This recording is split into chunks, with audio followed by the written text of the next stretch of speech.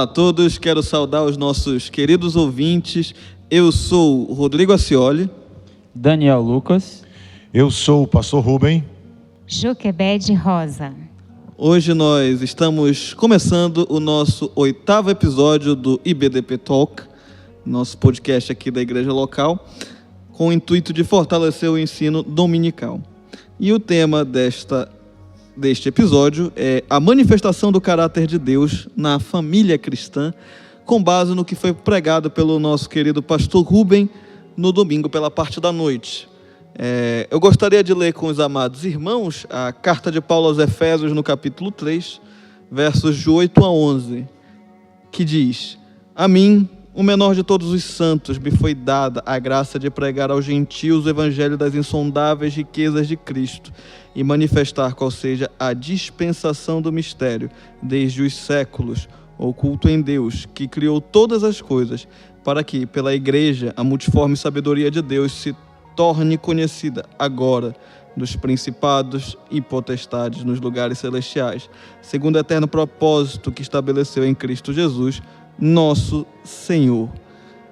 Nosso objetivo é entender que o nosso papel como igreja é um papel de obediência e prática da palavra de Deus. E hoje nós temos como convidados o pastor Rubem e sua esposa irmã Joquebede, onde nós trabalharemos esse assunto especificamente no âmbito das famílias. Lembrando que mês de maio nós, como batistas, enfocamos no ensino da família e foi o ensino trazido no domingo à noite.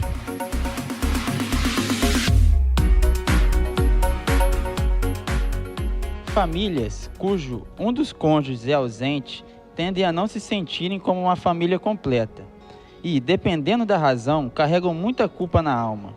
Qual a orientação bíblica para essas realidades? Ainda são famílias ou se tornaram uma categoria inferior a lares estruturados? Bom, existem muitas coisas que a gente deve fazer, mas eu vou enfocar pelo menos uma que é básica, para que a gente possa caminhar e ver essas famílias desenvolverem. A primeira coisa a fazer é aprender o caminho do perdão, tanto a perdoar como também a pedir perdão se for preciso, porque o que eu percebo é que essas famílias são muito feridas por problemas que não foram resolvidos, a página não virou e elas ainda vivem como resultado daquele problema anterior sem ter concluído o processo. Quanto à ideia de serem ou não família, biblicamente falando, elas são família. Porque senão nós teríamos que desconsiderar como família toda vez que acontecesse a morte de um cônjuge e houvesse viuvez. Aí então, a partir de então, não seria mais uma família? Portanto, eu imagino que esta pergunta ela foi feita pensando na ideia de divórcio, de separação ou algo assim. Então, façamos de conta que seja este o propósito da pergunta. Então, eu entendo que na falta de aquele grupo que fica continua sendo como família. Agora, quanto à estrutura ou não de um lar, a estrutura ou não de um lar não é escrava da história passada dela, quer seja boa ou ruim.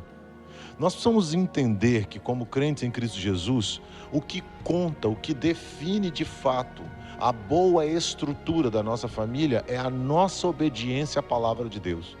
A família, seja ela qual for, pode ter vindo do pior tipo de problema que alguém possa imaginar. Se esta família, se este grupo resolve se submeter à palavra do nosso Deus, Ele se empenha na restauração desta família, porque esta família está em obediência à palavra dele. Portanto, eu vejo que não está na história nem nas experiências negativas. Queria até dar o exemplo pelo lado contrário. Uma família que tem marido, mulher, filhos, se ela não for obediente à palavra e ela assim mesmo permanecer junto, ela será uma família desestruturada. Então, estrutura, no ponto de vista do cristianismo, é ser obediente à palavra de Deus dentro daquele projeto de família.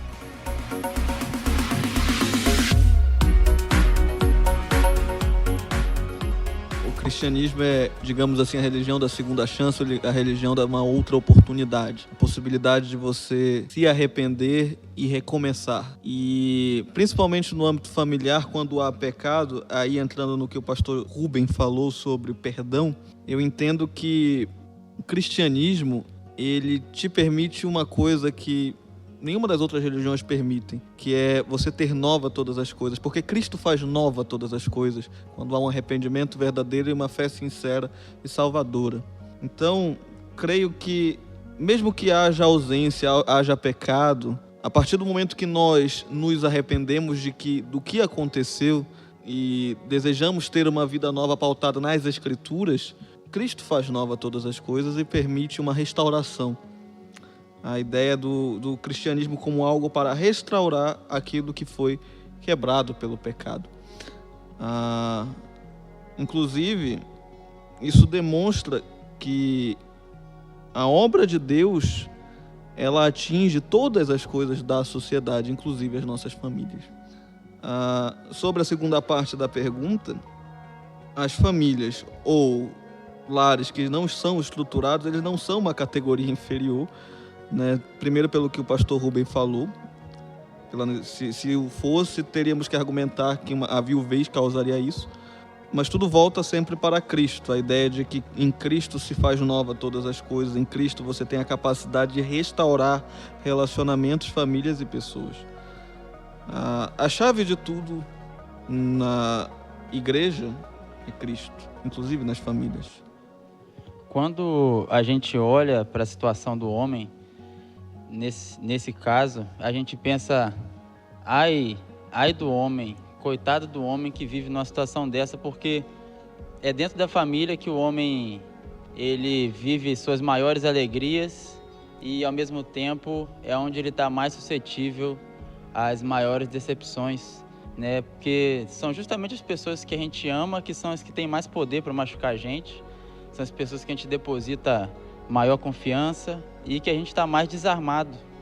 E é justamente isso quando acontece um falecimento, uma ausência, por motivo quer que seja, aquela pessoa que era alvo de depósito das nossas aspirações, dos nossos sentimentos, aquilo desaparecem também o que a gente tinha depositado. E como o senhor bem falou, a solução para isso é sempre depositar nossas esperanças em bases sólidas. Apesar de a gente não conseguir evitar que os sentimentos aconteçam, a gente consegue, com o perdão, passar por cima de tudo isso. A gente consegue, com o entendimento da Bíblia, enxergar lá na frente como as coisas acontecem, como é o entendimento e a vontade de Deus sobre tudo isso.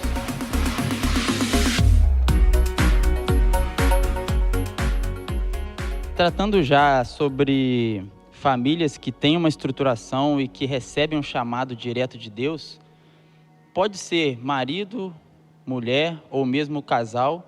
Um exemplo, um casal recebe um chamado de Deus. Como seria a relação desse chamado com os filhos?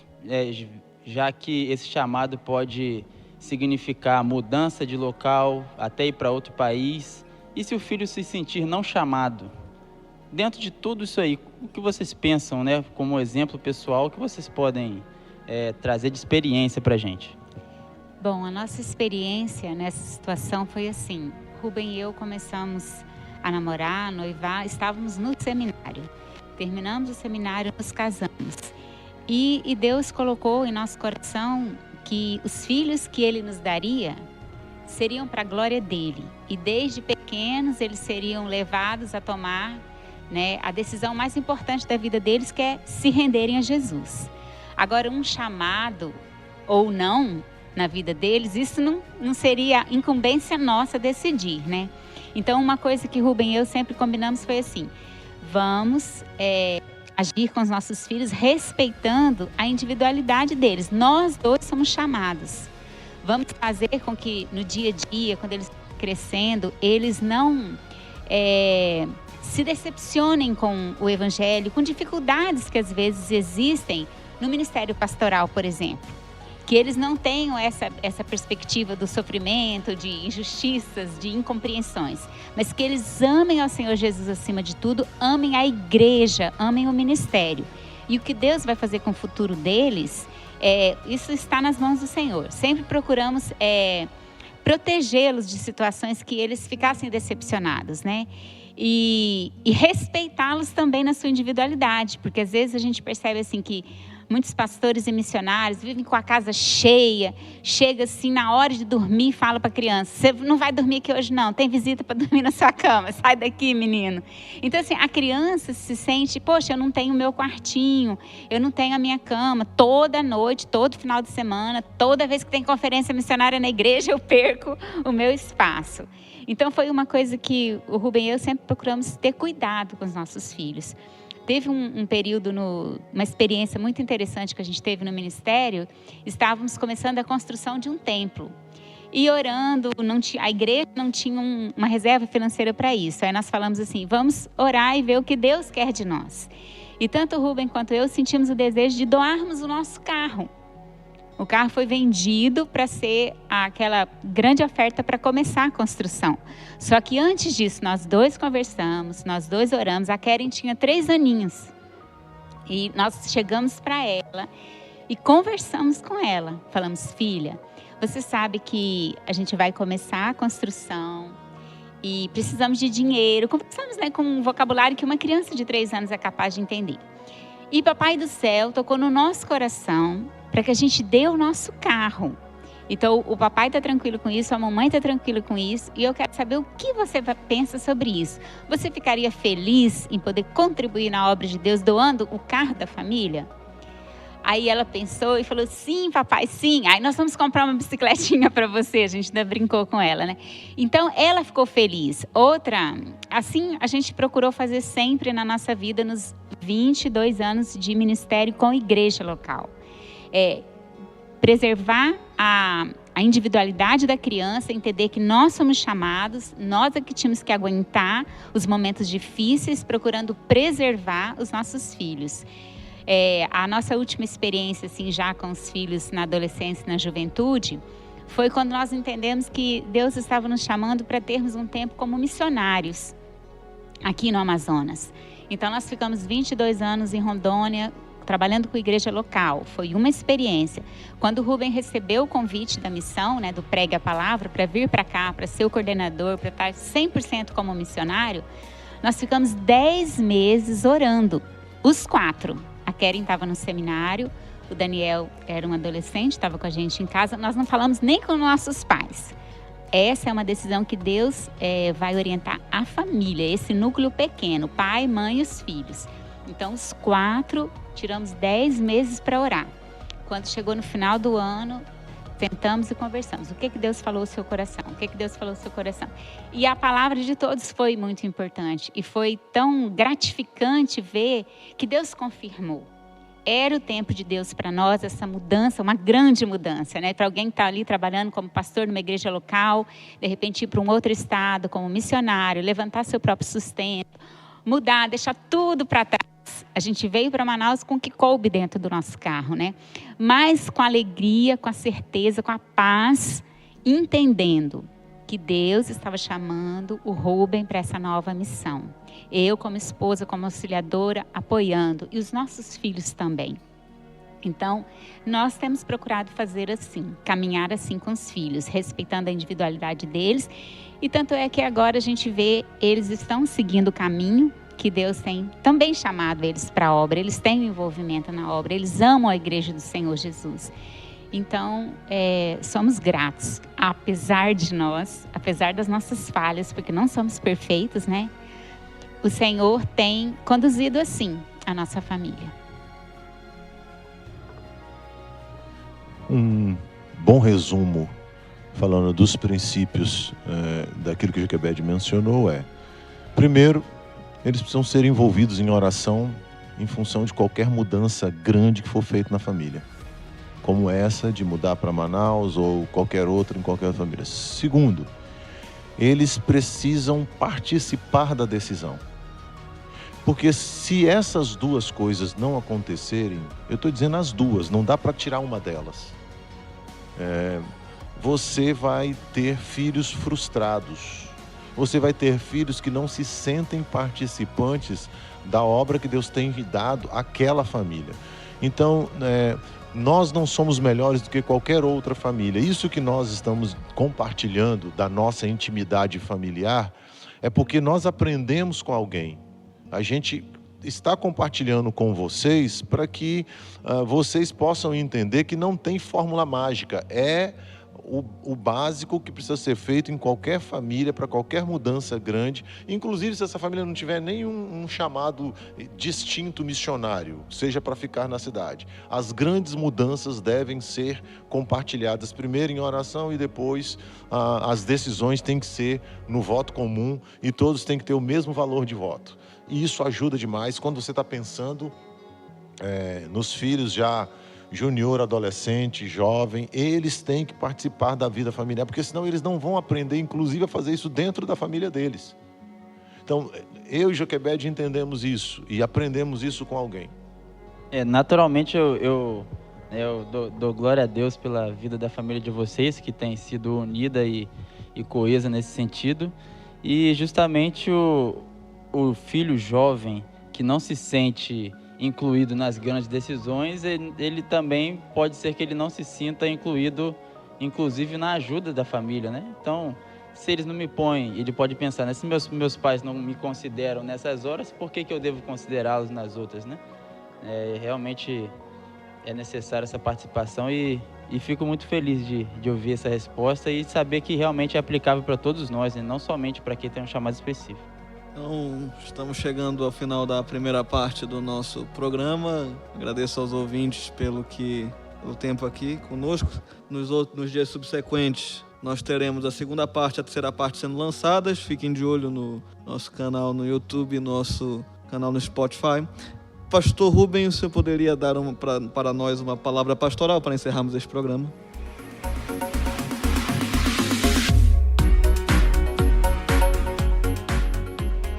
Meus queridos, conforme a ênfase que a gente tem dado, nós estamos desejosos que as nossas vidas sejam centralizadas na palavra do nosso Deus. Porque Ele mesmo nos menciona que a sua palavra é viva, eficaz, é penetrante, mais do que espada alguma de dois gumes, e que ela consegue trabalhar no interior do ser humano para nos fazer agradáveis diante do Senhor. Então, há momentos que você não vai entender o que está te acontecendo, mas quando você confia em Deus e você se submete à palavra dele, dentro do contexto familiar ou em qualquer área da sua vida, seguramente você vai ter uma vida de sucesso espiritualmente falando. Mesmo que hajam alguns prejuízos financeiros, mesmo que haja alguns prejuízos de perda de alguma comodidade, mas saiba, vale a pena obedecer a palavra de Deus em qualquer circunstância.